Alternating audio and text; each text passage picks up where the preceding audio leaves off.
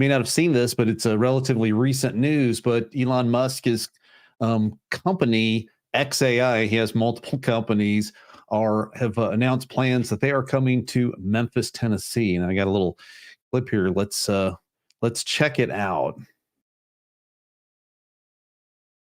Well, you know him for X, Tesla, and SpaceX, but now Elon Musk is coming to Memphis to build the world's largest supercomputer. An unlikely story if there ever was one. This is a multi-billion-dollar investment bringing jobs and major money to our Bluff City. Tonight we have live team coverage on the announcement from the Greater Memphis Chamber. That's right, and we begin with Action News 5's Tavarius Haywood with details on this major development. T. Wood?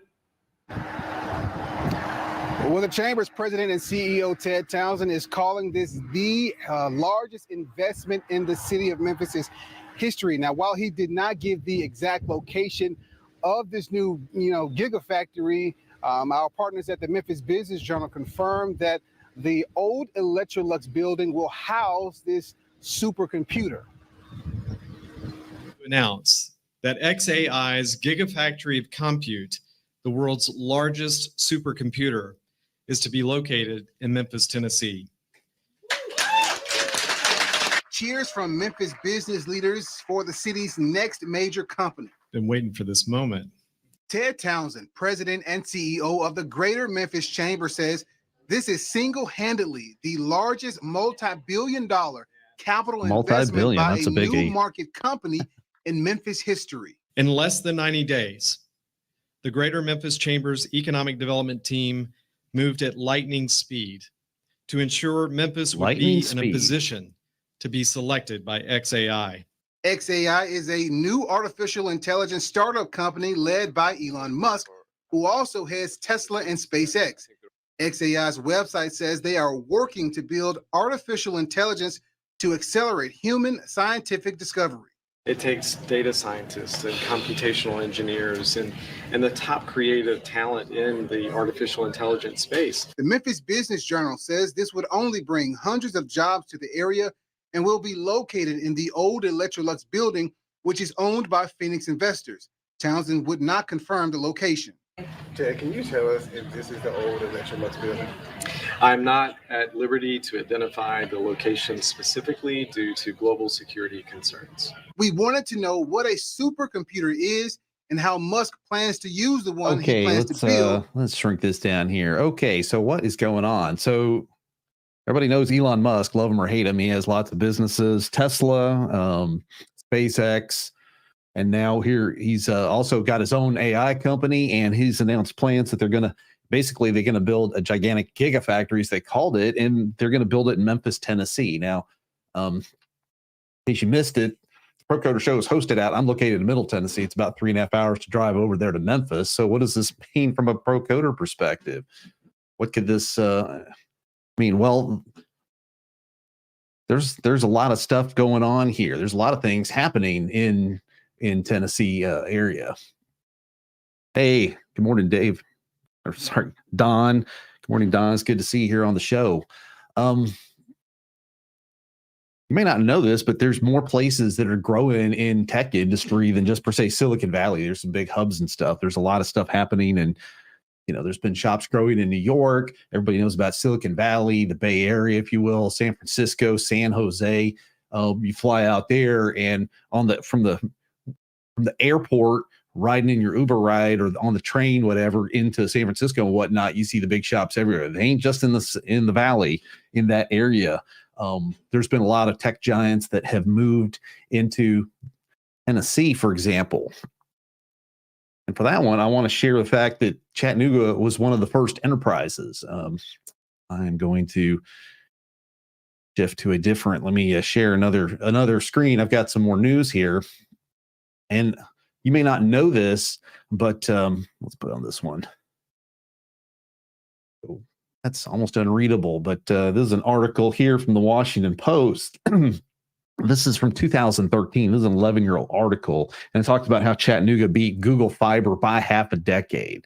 This is in 2013, and they're basically Chattanooga, somewhere around 2010, started getting active in bringing broadband internet. And I don't mean cable internet. I'm about fiber optic internet was being run in Chattanooga back in the day, so they could put high-speed bandwidth into everybody's household at the time. And they keep upping the ante on that. I'll just read some of the stuff at the top here. They may not realize it, but starting today, some high-end internet subscribers in Chattanooga, Tennessee will turn on their computers and start browsing the web at a gigabit per second, gigabit internet service, 10 times the speeds they're used to. So before then, you could hope, if you paid through the nose for the highest end cable service at the time, they're saying you could only get about 100 megabit service. I question if they could even get that much at that point in time. They're talking about 39,000 residents will have mid-tier connections twice as fast, from 50 megabits per second to 100. Better yet, the majority of these customers won't pay a penny for the upgrade. Well, nothing's free, so it's actually in that residence, it's folded in the power company is providing the internet, so it's being paid for. It's just, I think it's been rolled into their tax base and stuff. So essentially everybody's paying for it across the board and everybody gets it in this construct. But high speed fiber optic network. Now, 2010, I don't know if that stirs a memory in your thoughts here, but there was a little something that happened back in 2010. You like my dual presentation here? There's a little something that happened. I got another tab here. Put this up. Remember this? There's a little movie that came out in 2010 called Iron Man 2. And this is the banner for Iron Man 1. So my my research just failed me. But there was a movie in which Tony Stark travels. He's sitting there trying to track something down, and his little computer system tells him to go to East Tennessee. Now they called it, what is it called? Roseville or Rosewood, Tennessee. And he travels out there and they make it look like he's in the sticks. So the whole thing is he had to leave the new, grandiose New York space and go to East Tennessee where something was afoot.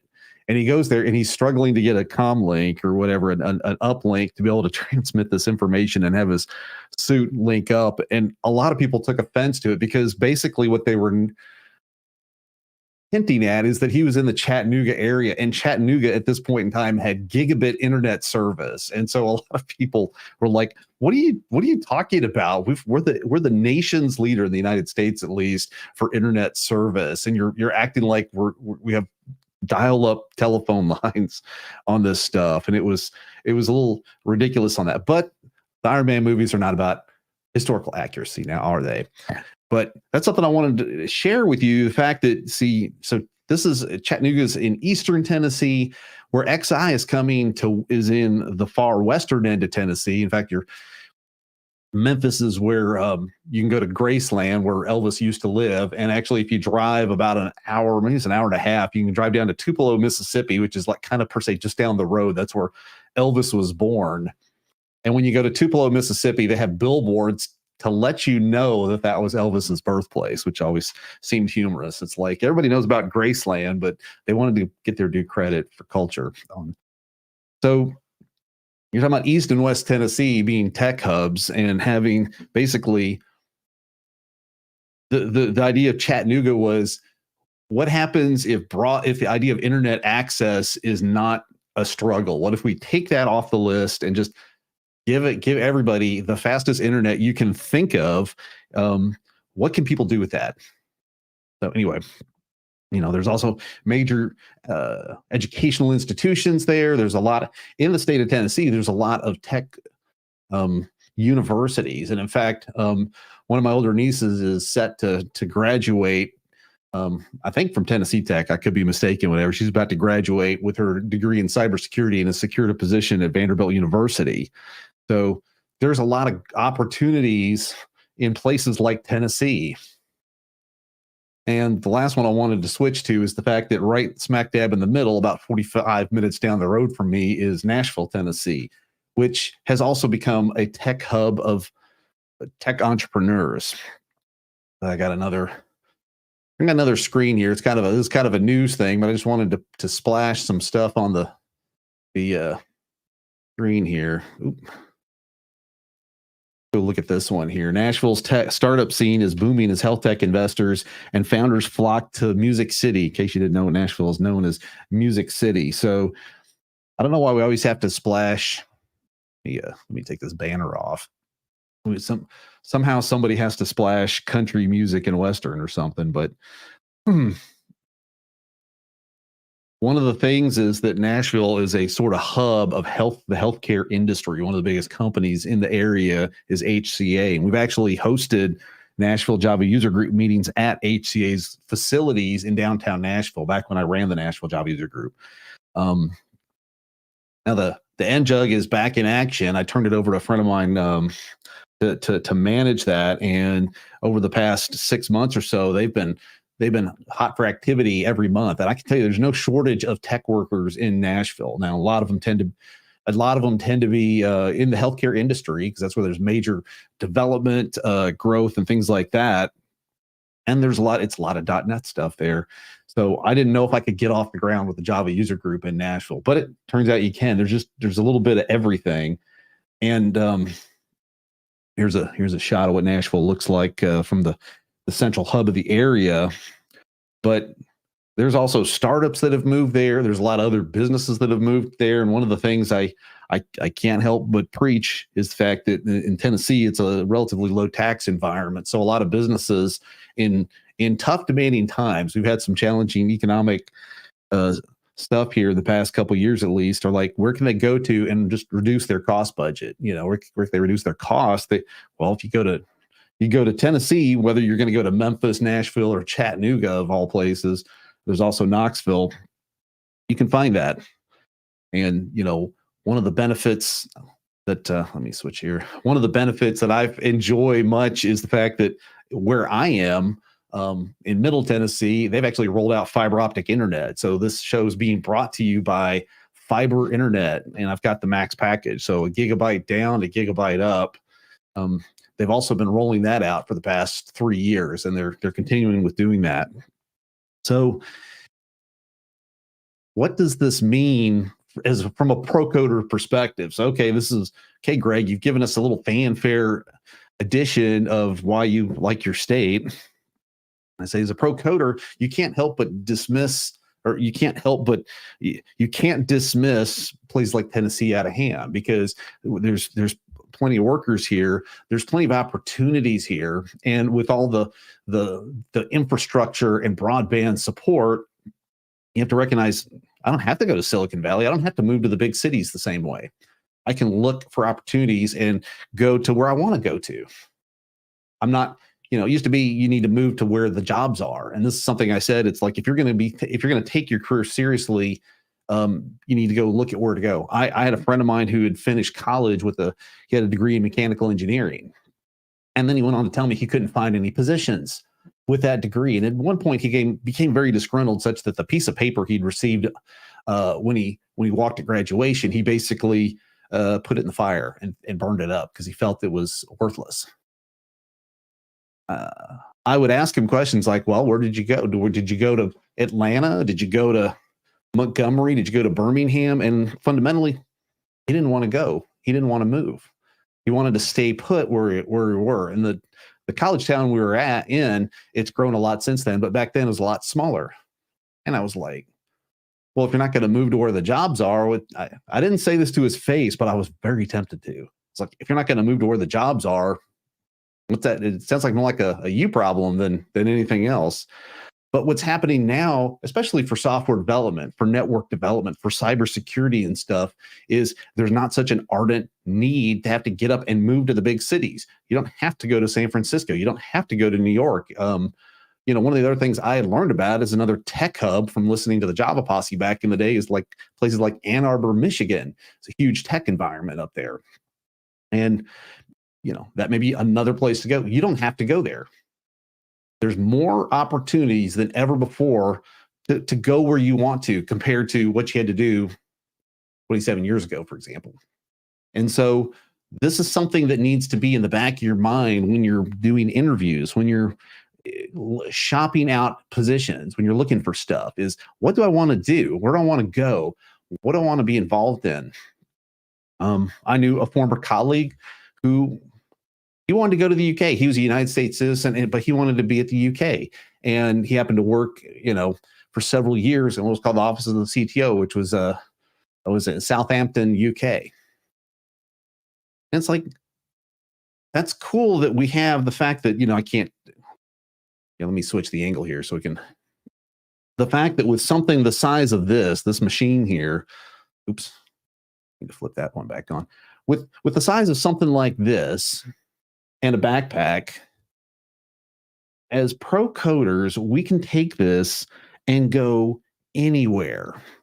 I talked about, it was back in early May when I did an episode of the Pro Coder Show from Walt Disney World.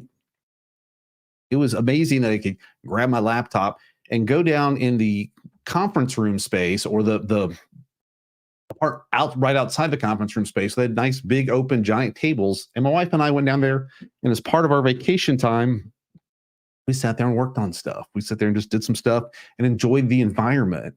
And that is something that you get with this career. And this is one of the reasons why I just love being a pro coder, because, I love to work with the technology, and this is the kind of liberty that this affords me. So whether you're going to, I don't know what your interest is. I don't know if you're interested in AI development. It's something that's definitely here, and it's probably here to stay, is AI development. There's AI engineers. Now, there's a lot of jokes about, what if you're a prompt, is there such thing as prompt engineering? What is that? Is that really a field or what? I don't know. I don't know what the future holds. The future is uncertain. But I like having the opportunities afforded to me. So me personally, I'm not directly interested in doing AI engineering or development, but maybe you are. I don't know. There's a lot of the biggest shops are looking for AI engineers. So whether that's the Googles or the Microsofts, or now xAI coming to Memphis, you can sit there and say, maybe I do want to do that. That's up to you.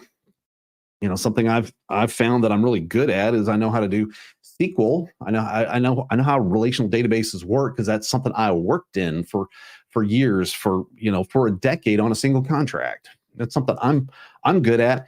I understand it enough that I can then teach other people how to do that. And that's part of what my day job fundamentally is building training for people.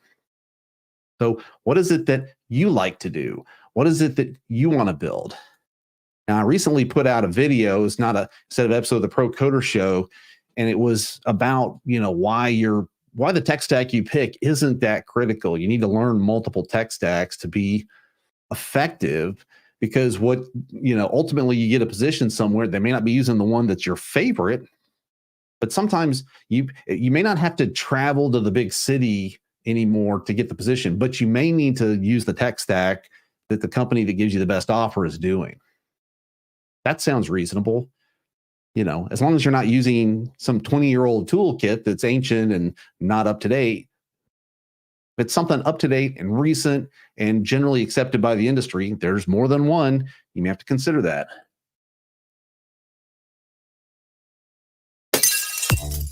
If you're enjoying the show, give it a big thumbs up and share it with a friend right now. I do want to remind you that today's episode of the Pro Coder Show is brought to you by 12 Rules for Pro Coders, and it's out and it's hot, and it's got just a lot of recipes and lessons learned. I learned them the hard way, and if you go grab it, if you go to 12rules.io, 12rules.io, and grab a copy, then I'm hoping you can learn the lessons that I had to learn slowly, much quicker and more effectively, and have that go, and have that help you out and swing your way. And, so that's what I need to spell it out. In case, if you're listening to the audible version, the audio version of the podcast, instead of being able to see it on the screen, it's the number 12rules.io, 12rules.io. And if you do want to catch the audio, you can go to podcast.procoder.io. With that, I'm looking forward to seeing you in the next episode of the Pro Coder Show.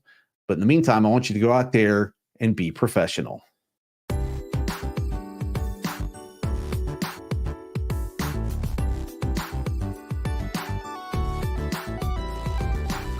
This episode is over, but your code writing journey continues.